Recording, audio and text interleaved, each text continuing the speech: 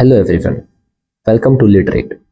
Today we are going to start with our very first audiobook, Why I Am an Atheist by Bhagat Singh, which was penned down by him in 1930 at Central Jail, Lahore.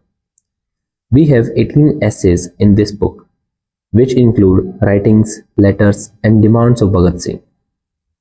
Please subscribe to the channel for free audiobooks. Hit like button, do leave your feedbacks in comment section. During the reading, I found some hard words of English vocab, so I have provided meaning of those in video for your seamless experience. Let's start with our very first essay, Why I Am an Atheist. In response to his religious friends who have presumed that he had turned an atheist because of his vanity, I suggest you to use headphones for better experience. Here we begin the essay. A new question has cropped up. It is due to the vanity that I do not believe in the existence of an omnipotent, omnipresent, and omniscient God. I had never imagined that I would ever have to confront such a question. But conversation with some friends have given me a hint that certain of my friends, if I am not claiming too much in thinking them to be so, are inclined to conclude from the brief contact they have had with me that it was too much on my part to deny the existence of God and that there was a certain amount of vanity that actuated my disbelief. Well, the problem is a serious one. I do not boast to be quite above these human traits. I am a man and nothing more. None can claim to be more. I have this weakness in. Vanity does form a part of my nature. Amongst my comrades, I was called an autocrat. Even my friend, Mr. B.K. Dutt sometimes called me so. On certain occasions, I was decried as a despot. Some friends too complained, and very seriously too, that I involuntarily thrust my opinions upon others and get my proposals accepted. That this is true up to a certain extent, I do not deny.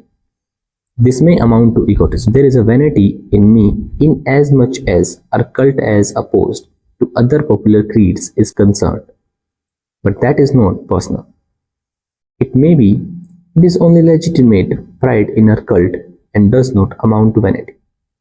Vanity, or to be more precise, ahankar, is the excess of undue pride in oneself. Whether it is such an undue pride that has led me to atheism, or whether it is after very careful study of the subject and after much consideration that I have become to disbelieve in God, is a question that I intend to discuss here. Let me first make it clear that egotism and vanity are two different things. In the first place, I have altogether failed to comprehend as to how undue pride or vaingloriousness could ever stand in the way of a man believing in God. I can refuse to recognize the greatness of a really great man provided I have also achieved a certain amount of popularity without deserving it or without having possessed the quality really essential or indispensable for the same purpose. That much is convincible. But in what way can a man believing in God cease believing due to his personal vanity? There are only two ways. The man should either begin to think himself a rival of God, or he may begin to believe himself to be God. In neither case, he can become a genuine atheist. In the first case, he does not even deny the existence of his rival. In the second case, as well, he admits existence of a conscious being behind the screen, guiding all the movements of nature. It is of no importance to us whether he thinks himself to be that supreme being or whether he thinks the supreme conscious being to be somebody apart from himself. The fundamental is there. His belief is there. He is by no means an atheist. Well, here I am. I neither belong to the first category nor to the second. I deny the very existence of that almighty supreme being. Why I deny it shall be dealt with later on. Here I want to clear one thing, that it is not vanity that has actuated me to adopt the doctrines of atheism. I am neither a rival, nor an incarnation, nor the supreme being himself. One point is decided, that it is not vanity that has led me to this mode of thinking. Let me examine the facts to disapprove the allegation.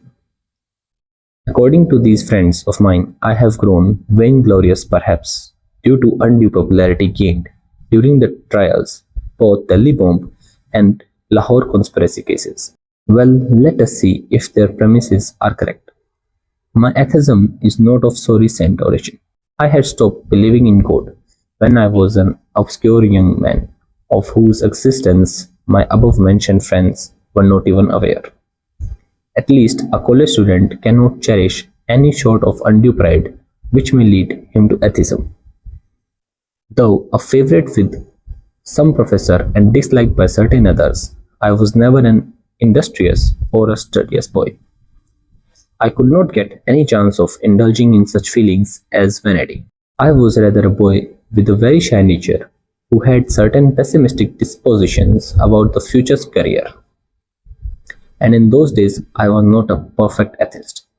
My grandfather, under whose influence I was brought up, is an orthodox Arya Samajist. An Arya Samajist is anything but an atheist.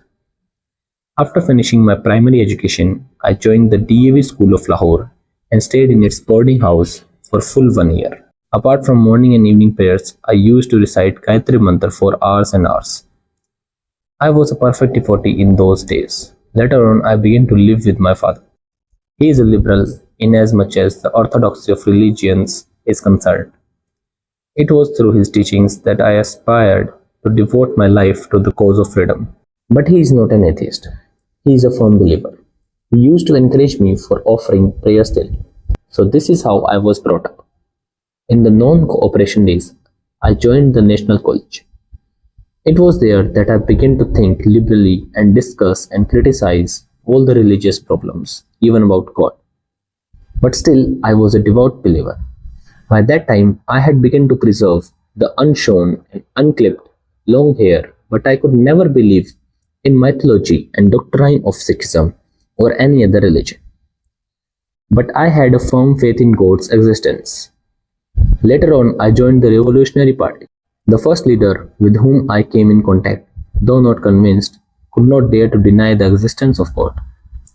On my persistent inquiries about God, he used to say, "Pray whenever you want to." Now this is atheism, less courage required for adoption of that creed. The second leader with whom I came in contact was a firm believer. Let me mention his name. Respected comrade Sachindra Nath Sanyal, now undergoing life transportation in connection with the Karachi conspiracy case.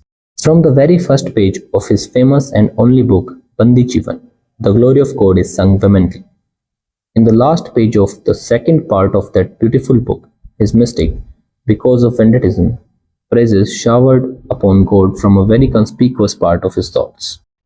The revolutionary leaflet, distributed throughout India on January 28, 1925, was, according to the prosecution story, the result of his intellectual labor.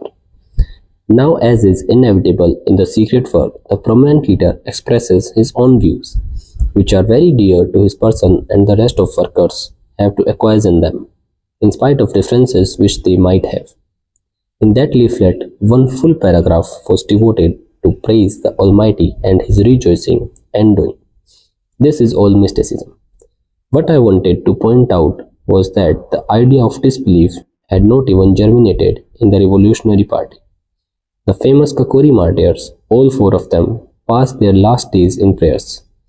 Ram Prasad Bismil was an orthodox Arya Samajist.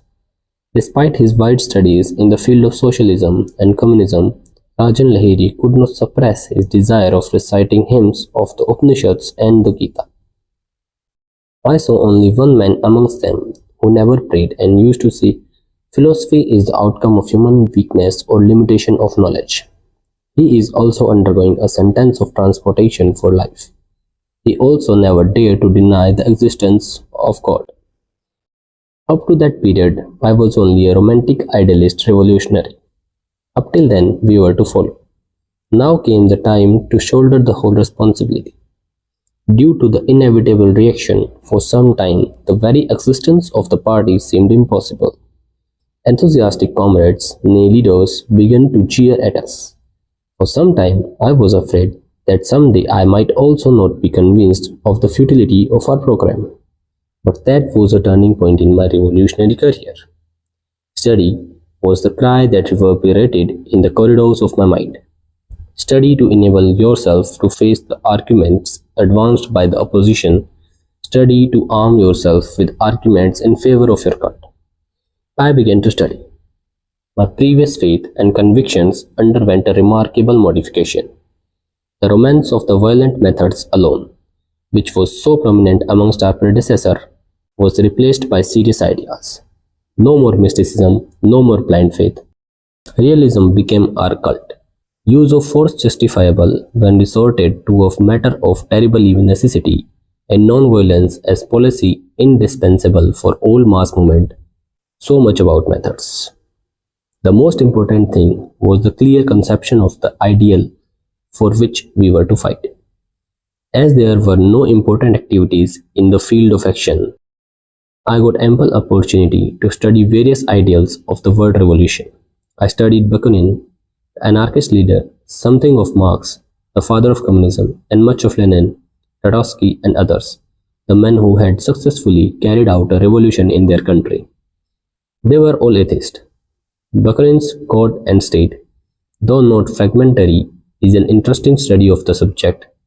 Later, still I came across a book entitled Common Sense by Nirlamba Swami. It was only a sort of mystic atheism. This subject became of utmost interest to me. By the end of 1926, I had been convinced as to the blamelessness of the theory of existence of an almighty supreme being who created, guided, and controlled the universe. I had given out the disbelief of mine. I began discussion on the subjects with my friend. I had become a pronounced atheist, but what it meant will presently be discussed. In May 1927, I was arrested at Lahore. The arrest was a surprise. I was quite unaware of the fact that the police wanted me. All of a sudden, while passing through a garden, I found myself surrounded by the police. To my own surprise, I was very calm at that time. I did not feel any sensation, neither did I experience any excitement. I was taken into police custody. Next day, I was taken to the railway police lockup, where I was to pass full 1 month. After many days' conversation with the police officials, I guessed that they had some information regarding my connection with the Kakori party and my other activities in connection with the revolutionary movement. They told me that I had been to Lucknow while the trial was going on there, that I had negotiated a certain scheme about their rescue, that after obtaining their approval, we had procured some bombs, that by way of the test, one of the bomb was thrown in the crowd on the occasion of the Shara 1926. They further informed me, in my interest, that if I could give any statement throwing some light on the activities of the Revolutionary Party, I was not to be imprisoned, but on the contrary set free and rewarded even without being produced as an approver in the court. I laughed at the proposal. It was all humbug. People holding ideas like ours do not throw bomb on their own innocent people. One fine morning, Mr. Newman, and then Senior Superintendent of CID, came to me, and after much sympathetic talk with me, imparted to me the extremely sad news that if I did not give any statement as demanded by them, they would be forced to send me up for trial for conspiracy to wage war in connection with Kakori case and for brutal murders in connection with the Shara bomb outrage. And he further informed me that they had evidence enough to get me convinced and hanged. In those days, I believed, though I was quite innocent, the police could do it if they desired. That very day, certain police officials began to persuade me to offer my prayers to God regularly both the times. Now I was an atheist. I wanted to settle for myself whether it was in the days of peace and enjoyment alone that I could boast of being an atheist, or whether during such hard times as well I could stick to those principles of mine. After great consideration, I decided that I could not lead myself to believe in and pray to God. No, I never did. That was a real test and I came out successful. Never for a moment did I desire to save my neck at the cost of certain other things. I was a staunch disbeliever and have ever since been. It was not an easy job to stand that test. Belief softens the hardship, even can make them pleasant. In God, man can find very strong consolation and support. Without him, man has to depend upon himself. To stand upon one's own legs amid storms and hurricanes is not a child's play. At certain testing moments, vanity, if any, evaporates and man cannot dare to defy the general beliefs. If he does, then we must conclude that he has got certain other strength than mere vanity. This is exactly the situation now. Judgment is already too well known. Within a week it is to be pronounced. What is the consolation with the exception of the idea that I am going to sacrifice my life for a cause? A God-believing Hindu might be expecting to be reborn as a king.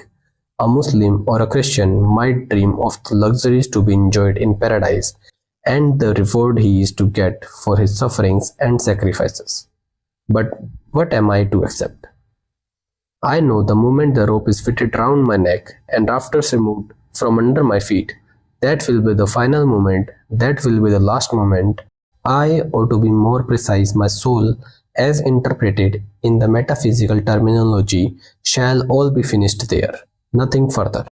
A short life of struggle with no such magnificent end shall in itself be the reward if I have courage to take it in that light. That is all. With no selfish motive or desire to be awarded here or hereafter, quite disinterestedly have I devoted my life to cause of independence because I could not do otherwise. The day we find a great number of men and women with this psychology who cannot devote themselves to anything else than the service of mankind and emancipation of the suffering humanity, that day shall inaugurate the era of liberty. Not to become a king, nor to gain any other reward here, or in the next birth, or after death in paradise, shall they be inspired to challenge the oppressors, exploiters, and tyrants, but to cast off the yoke of serfdom from the neck of humanity, and to establish liberty and peace, shall they treat this to their individual selves perilous, and to their noble selves the only glorious imaginable path. Is the pride in their noble cause to be misinterpreted as vanity? Who dares to utter such an abominable epithet? To him, I say either he is a fool or a knave. Let us forgive him, for he cannot realize the depth, the emotion, the sentiment, and the noble feelings that surge in that heart. His heart is as dead as a mere lump of flesh. His heart is as dead as a mere lump of flesh. His eyes are weak. His evils of other interest have been cast over them. Self-reliance is always liable to be interpreted as vanity. It is sad and miserable, but there is no hell. You go and oppose the prevailing faith. You go and criticize a hero, a great man who is generally believed to be above criticism because he is thought to be infallible. The strength of your argument shall force the multitude to decry you as vainglorious. This is due to mental stagnation. Criticism and independent thinking are two indispensable qualities of a revolutionary. Because Mahatma Ji is great, therefore none should criticize him, because he has risen above. Therefore, everything he says, may be in the field of politics, or religion, economics, or ethics, is right. Whether you are convinced or not, you must say, yes, that's true. This mentality does not lead towards progress. It is rather too obviously reactionary.